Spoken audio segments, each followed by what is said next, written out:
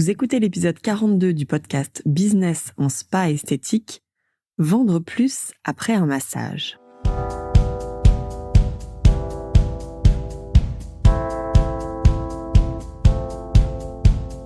Bonjour et bienvenue. Je suis Tiffaine Modeste et je suis ravie de vous retrouver sur le podcast Business en spa et esthétique, le premier podcast du secteur du spa et de l'esthétique en France. À chaque épisode, je vous propose de découvrir les meilleures astuces que j'ai mises en place au cours de ma carrière et qui m'ont permis d'atteindre le 1 million d'euros de chiffre d'affaires dans mon spa, les outils que je partage avec nos clientes et leurs histoires de réussite, et les témoignages des grands acteurs de notre secteur.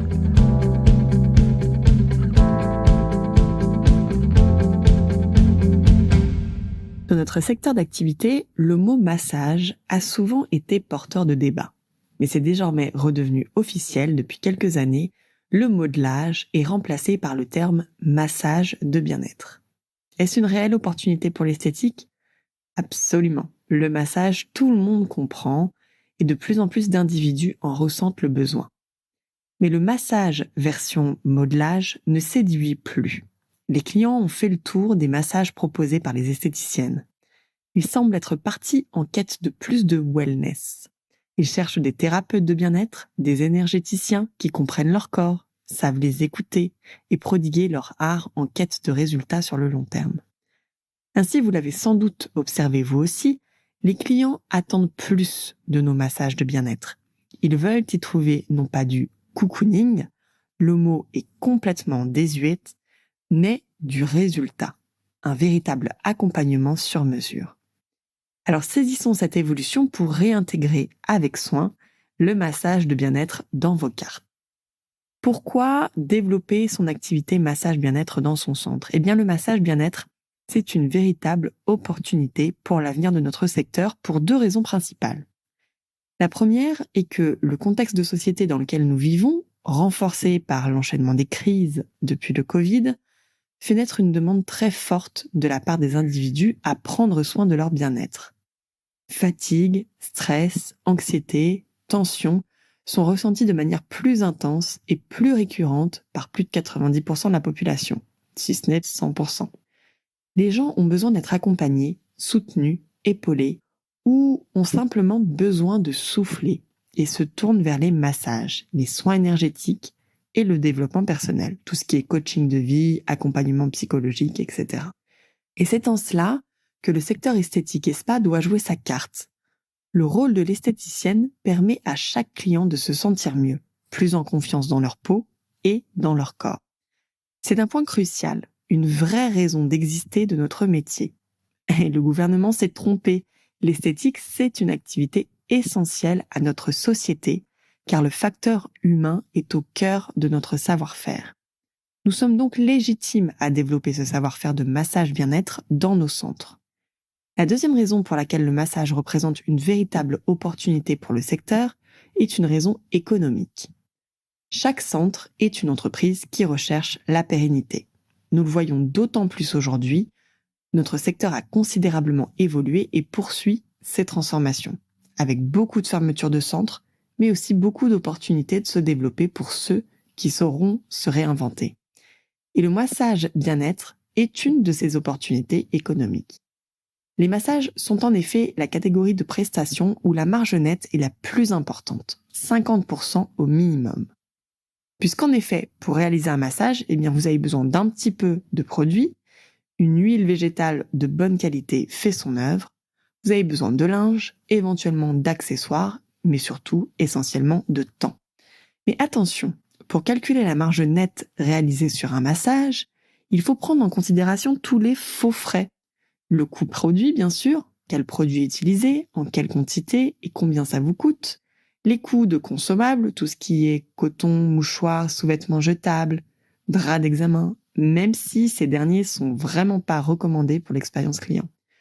Le coût du linge, si vous faites traiter tout ou partie de votre linge par une blanchisserie, donc c'est-à-dire un prestataire extérieur. Et puis tous les coûts fixes. Il vous faut répercuter le coût de votre loyer, vos assurances, les frais de gestion bancaire, administratifs, répercuter le coût de votre logiciel, la diffusion de la musique, Bref, ici, la liste peut être longue. Et enfin, les coûts du personnel, le salaire brut chargé pour le temps bloqué au planning pour le ou la praticienne esthéticienne. En recalculant précisément leurs coûts, les gérants de centres beauté bien-être arrivent à comprendre l'intérêt économique à développer le massage dans leur carte des soins. Seulement, si vous voulez profiter de cette opportunité de marché, il vous faudra revoir la copie, car le modelage est mort. Vive le massage. Alors comment faire pour vendre plus grâce au massage ? Tout d'abord, stop au protocole de massage inventé par les marques cosmétiques. Ces massages où l'on nous a dicté le lissage 1, 2, 3, puis le pétrissage 1, 2, 3, très orchestré et si loin de la véritable écoute du corps. Les clients se moquent désormais si l'huile sent la noix de coco ou le chocolat, si l'on entend les petits oiseaux chanter dans la cabine. Ils ne veulent plus de modelage papouille, ce que j'appelle aussi le bambou et petits cailloux. Ils veulent du résultat mieux-être. Je veux ressentir moins de fatigue, je veux retrouver de la concentration, je veux recharger mes batteries, je veux retrouver la sérénité, je veux retrouver de la souplesse dans mon corps, je veux retrouver de la légèreté, je veux profiter du calme. Autant de besoins réels à se faire masser, autant de valeurs que vous pouvez apporter dans la vie de vos clients. Et pour cela, il vous faut choisir une nouvelle approche du massage orientée sur des résultats bien-être durables. Alors en pratique, comment fait-on ? Pour se réinventer en massage et proposer un véritable service à votre clientèle, il vous faut, numéro 1, choisir une approche du massage. Par exemple, inspiré de la médecine traditionnelle chinoise, ou basé sur le drainage, ou bien inspiré de la sophrologie, ou encore de la nutrition, ou inspiré de la méditation, de l'hypnose, du yoga, basé sur les émotions, etc. Vous n'avez pas besoin d'avoir 10 ou 15 massages différents à votre carte. Ça aussi, c'est fini. Rappelez-vous, une carte de soins efficace, c'est comme dans un restaurant. Moins il y a de choix, plus les produits sont frais et de qualité. Un seul mot d'ordre, formez-vous. Explorez l'ensemble des connaissances et de la technique que vous aurez choisie. Ne survolez pas votre maîtrise du massage. Soyez exigeant avec vous-même. 2 jours de formation pour maîtriser un massage, honnêtement, ce n'est pas raisonnable. Il vous faudra des mois de recherche pour reprendre les bases de l'anatomie, de la physiologie, du corps humain. Il vous faudra des mois de pratique et d'entraînement pour apprendre à écouter chaque corps, à ressentir les tensions, à adapter les manœuvres sur telle ou telle personne, à observer les résultats, à comparer, à associer. Vous allez redonner au massage de bien-être ses lettres de noblesse et vos clients seront enchantés et reconnaissants de ce que vous allez leur apporter dans leur vie. En numéro 2, travaillez votre parcours client dans les moindres détails. Pesez soigneusement le choix des mots pour décrire votre massage et ses bienfaits aux clients. Posez les bonnes questions pour réaliser un bilan énergétique, ce que j'appelle le diagnostic du massage. C'est évident que si vous pensez que votre client vient pour se détendre, entre guillemets, vous n'avez pas suffisamment d'éléments pour comprendre ses réelles motivations et lui apporter le résultat qu'il attend. Proposez un accompagnement sur la durée en créant un programme mieux-être sur mesure où vous pourrez mêler l'association de soins pour la peau, par exemple visage et ou corps, l'utilisation de produits amenant un mieux-être, comme l'aromathérapie, les accessoires de massage, des baumes, des onguents, des huiles, des bougies, la recommandation de pratiques complémentaires, comme participer à un cours de yoga, de pilates, d'aller faire une séance d'ostéopathie, du coaching de vie ou certaines lectures, lui recommander également des compléments alimentaires ou des boissons, des infusions de plantes, des capsules, et surtout, lui indiquer le rythme de fréquence à laquelle votre client doit venir se faire masser chez vous pour lui permettre d'obtenir un changement profond dans son niveau de bien-être.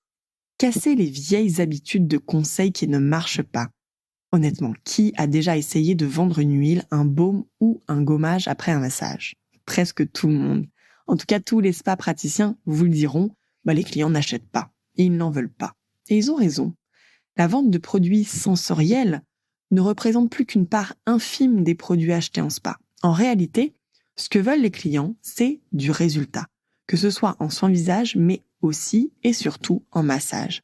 Or, malheureusement, les équipes restent bloquées sur la revente de produits hydratants pour le corps après les massages, alors qu'en réalité, elles oublient pourquoi les clients viennent se faire masser.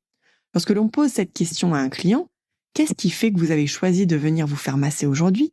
Celui-ci ne répond jamais « J'ai besoin d'hydrater ma peau, donc j'ai choisi un massage ».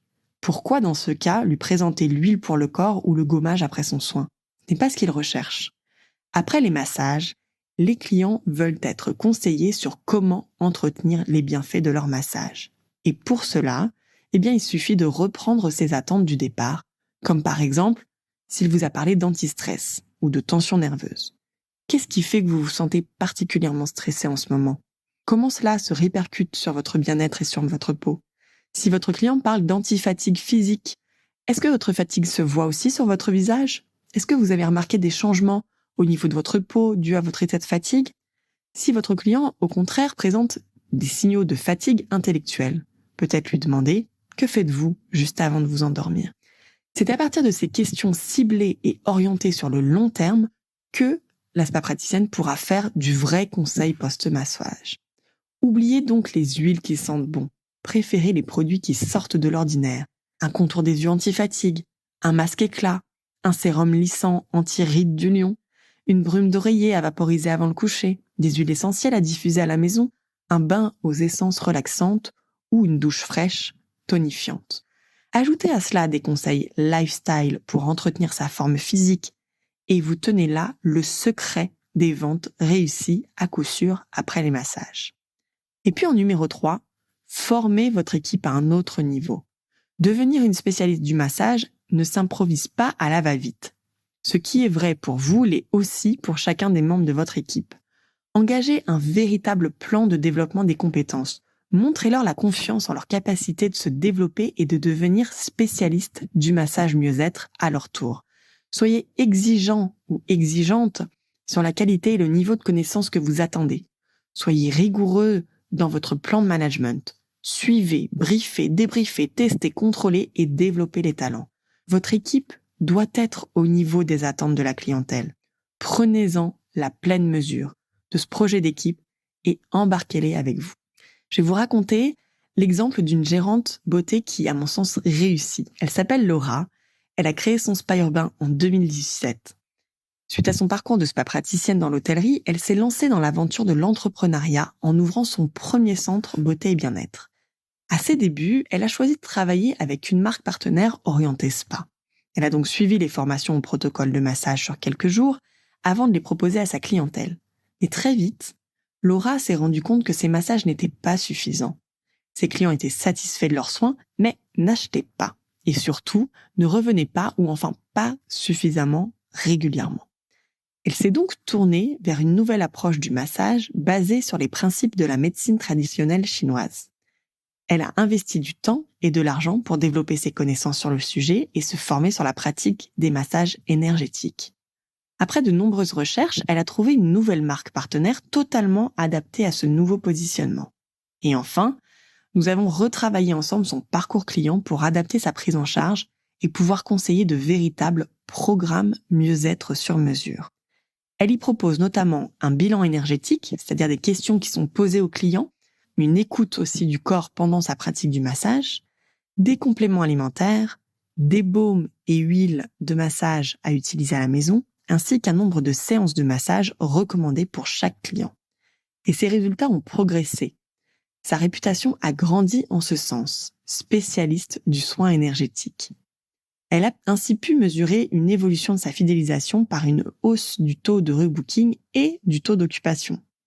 Nous entendons encore trop souvent cette phrase « on ne vend pas après un massage ». Ce qui est vrai si vous ne faites que survoler cette pratique sans développer tout ce potentiel. Si vous aimez le podcast Business en Spa et Esthétique et que vous aussi, vous voulez upgrader votre centre, je vous invite à nous retrouver sur le site expertise-spa-bien-être.fr. Vous pourrez y retrouver mes articles et ressources gratuites et faire le test en ligne « Quel parcours de formation est fait pour moi ?»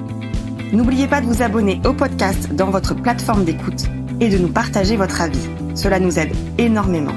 Merci et à la semaine prochaine.